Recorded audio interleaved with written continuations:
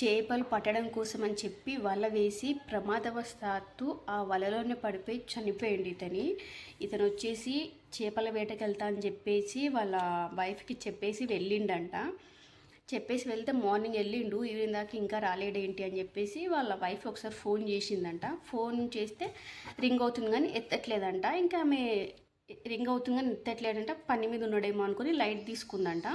ఇంకా చీకటి పడింది తెల్లగా నెక్స్ట్ మార్నింగ్ కూడా అయిపోయింది, తెల్లారిపోయింది. అయినా సరే ఇంటికి రాకపోయేసరికి ఇంకా వాళ్ళ చుట్టుపక్కల వాళ్ళందరికీ చెప్పింది, ఇట్లా ఇట్లా రాలేడు, నిన్న చేపలకన్నీ వెళ్ళిండు, ఇప్పటిదాకా రాలేదని చెప్తే ఇంకా వాళ్ళు అక్కడక్కడ చుట్టుపక్కల ఎతికిర్రంట.